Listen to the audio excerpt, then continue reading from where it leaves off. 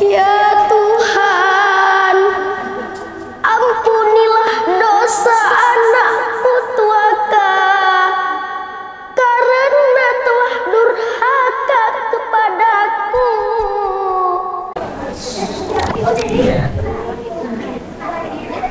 Assalamualaikum warahmatullahi wabarakatuh. Nah, teman-teman pasti penasaran kan dengan kelanjutan ceritaku? Tapi sebelumnya jawab dulu sapaanku. Bapak Ibu Dewan Juri yang saya hormati, serta teman-teman yang saya sayangi. Apa kabar semuanya? Perkenalkan, nama saya Ihsan Zikrillah dari SDN 025 Skip Hilir, Rengat, akan menceritakan sebuah kisah yang berasal dari daerah Indragiri, Riau. Jalan-jalan ke Seberida, jangan lupa beli buah-buahan. Legenda Batang Tuaka, itulah judul cerita yang akan saya sampaikan. Cerita ini dikarang oleh Yulia S. Setiawati dan Daryatun. Alkisah, pada zaman dahulu kala di daerah Indragiri Riau, hiduplah seorang janda tua bersama seorang anak lelakinya yang bernama Tuaka. Mereka hidup berdua di sebuah gubuk yang terletak di muara sebuah sungai, tepatnya di muara sungai Indragiri Hilir. Untuk hidup sehari-hari, Tuaka membantu emaknya mengumpulkan kayu bakar dari hutan di sekitar tempat tinggal mereka. Nah, suatu ketika Tuaka pergi bersama emaknya ke hutan untuk mencari kayu bakar. Setelah mendapatkan kayu bakar cukup banyak, mereka pun pulang. Mak, kalau emak lelah, biarlah Tuaka yang menggendong kayunya. Tak apa Tuaka, emak masih sanggup. Lagi pula kayu yang ada padamu juga banyak. Di tengah perjalanan pulang, mereka dikejutkan oleh suara desisan yang cukup keras. Ternyata tak jauh dari mereka tampak 2 ekor ular besar yang sedang bertarung. Sepertinya mereka memperebutkan sebuah benda.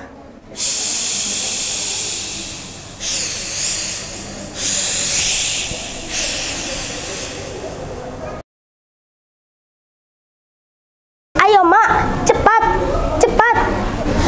Tuaka dan emak berlindung di balik sebuah pohon yang besar dan mengamati perkelahian ular tersebut. Apa yang mereka perebutkan, mak? Entahlah, emak pun tak tahu. Tuaka, diamlah. Nanti mereka mengetahui keberadaan kita. Perkelahian ular tersebut pun usai. Salah satu ular mati, sedangkan ular yang satunya terluka. Ular yang terluka itu menggigit sebuah benda yang mereka perebutkan. Dan ternyata sebutir mutiara yang sangat indah. Ular itu nampak kesakitan dengan luka-lukanya. Kasihan ular yang terluka itu. Ayo kita tolong, mak. Iya, mari kita bawa pulang agar kita obati di rumah. Beberapa hari kemudian, ular itu pun sembuh. Tiba-tiba hilang dari keranjang serta meninggalkan permatanya. Mengapa ular itu meninggalkan permatanya, mak? Barangkali dia ingin berterima kasih kepada kita karena telah menolongnya. Sebaiknya kita jual saja permata ini kepada saudagar. Uangnya kita gunakan untuk berdagang supaya kita tidak hidup miskin lagi.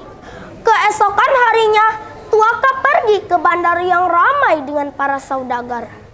Tuaka pun menghampiri saudagar itu dan menawarkan permatanya dengan harga tinggi. Aduhai, elok sangat batu permata nih. Aku sangat ingin memilikinya. Kalau begitu, apalagi yang Tuan tunggu? Tuan hanya tinggal membayarnya. Uang yang aku bawa tak cukup. Jika kamu mau, kamu boleh ikut denganku ke Temasik atau Singapura untuk mengambil kekurangannya. Baiklah Tuan, saya nak ikut Tuan ke Temasik." Setelah berpamitan dengan emaknya, akhirnya Tuaka dan saudagar tersebut berlayar ke Temasik. Setibanya di Temasik, si saudagar membayarkan uang pembelian permata kepada Tuaka. Karena uang yang berlimpah tersebut, Tuaka lupa akan kampung halamannya. Dia menetap di Temasik. Dan beberapa tahun kemudian, dia menjadi saudagar kaya dan menikah dengan seorang wanita yang cantik jelita. Nah, suatu ketika Tuaka mengajak istrinya berlayar. Kapal megah Tuaka berlabuh di kampung halaman Tuaka. Sebenarnya Tuaka masih ingat akan kampung halamannya. Akan tetapi dia enggan menceritakan kepada istrinya bahwa kampung yang mereka singgahi, emaknya masih hidup di sebuah gubuk tua. Dia tak mau istrinya mengetahui bahwa dirinya adalah anak seorang wanita tua yang miskin. Rupanya berita kedatangan Tuaka terdengar pula oleh emaknya. Emaknya bergegas menemui Tuaka. Dia pun bersampan mendekati kapal Tuaka.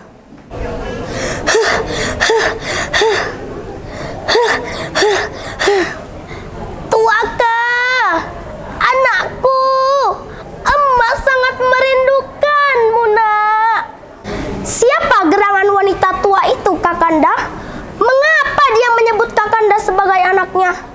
Tuaka terkejut bukan kepalang melihat emaknya di atas sampan berteriak memanggilnya. "Hei pengawal, jauhkan wanita miskin itu dari kapalku. Dasar orang tak tahu diri, beraninya dia mengaku sebagai emakku. Ya, usir dia jauh-jauh dari sini." Para pengawal Tuaka pun mengusir emak Tuaka agar menjauh dari kapal. "Hei wanita tua, menjauhlah dari kapal kami. Pergi sana. Mana mungkin tuan kami memiliki emak miskin seperti dirimu. Pergi, pergi." Emak Tuaka sangat bersedih. Sambil menangis, dia bersampan menjauhi kapal Tuaka.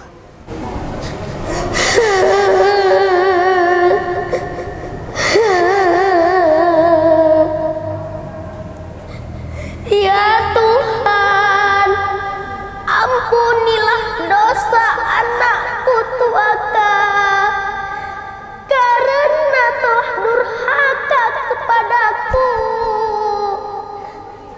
Berilah dia peringatan ya Tuhan, agar menyadari kesalahannya."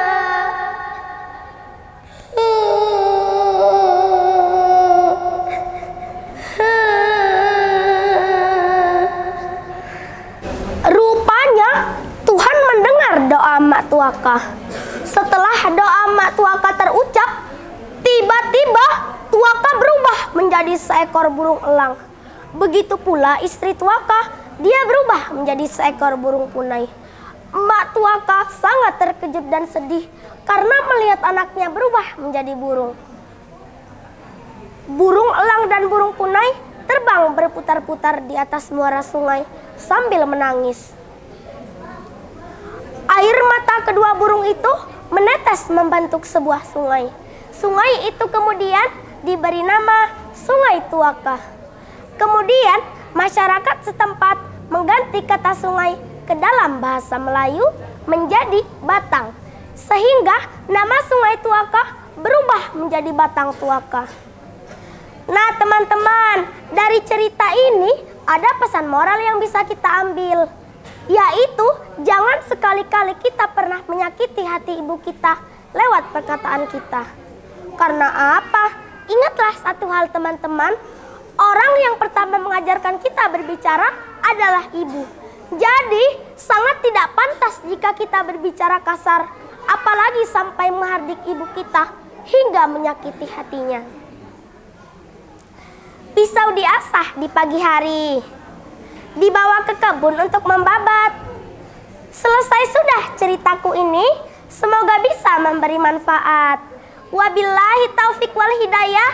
Wassalamualaikum warahmatullahi wabarakatuh.